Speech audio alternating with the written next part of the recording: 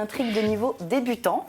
Ici, il y en a deux. Il y a d'abord le basic invert qui consiste à s'accrocher et ensuite l'inverted crucifix qui consiste à passer devant la pôle, les bras écartés. Donc, pour ce qui est de la montée, on va essayer de monter en contrôle dans un deuxième temps. Pour l'instant, on va déjà essayer d'aller accrocher sa jambe extérieure, donc on va prendre de l'élan pour ce faire. Au niveau du placement, choisissez le côté duquel vous êtes le plus à l'aise. En général, on utilise le côté de la main forte, mais effectivement, on peut avoir des facilités de l'un ou de l'autre. Il est même bien d'arriver à s'inverser des deux côtés.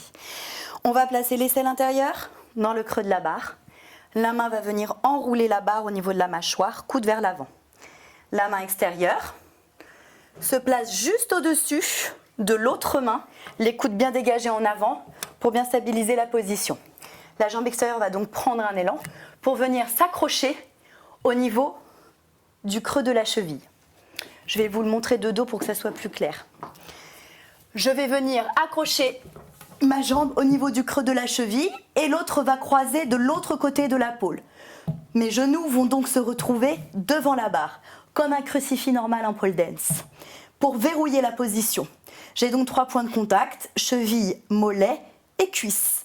On peut donc constater que ma main gêne. Je vais donc la laisser glisser et j'ai une nouvelle prise qui apparaît, c'est la prise de l'aisselle. Pour pouvoir lâcher les mains, il faut que cette prise soit verrouillée. Donc les jambes et l'aisselle doivent être verrouillées. On lâche d'abord l'autre main, puis la prise du côté de l'aisselle. Si on s'aperçoit que cette position est sécurisée, on va pouvoir passer devant la barre sans la toucher avec les mains et nous nous retrouvons donc en inverted crucifix.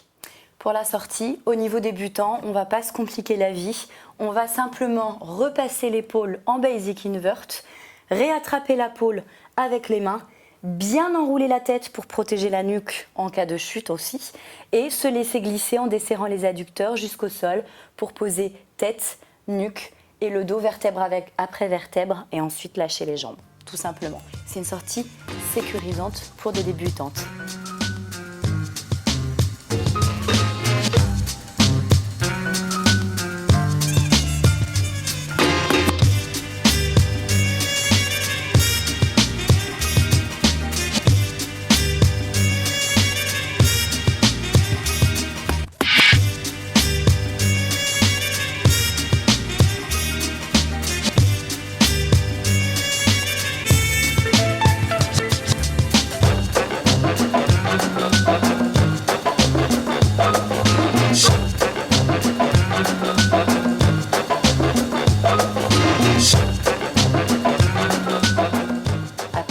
Il existe une quantité de sorties importantes qui seront plus de niveau intermédiaire et avancé.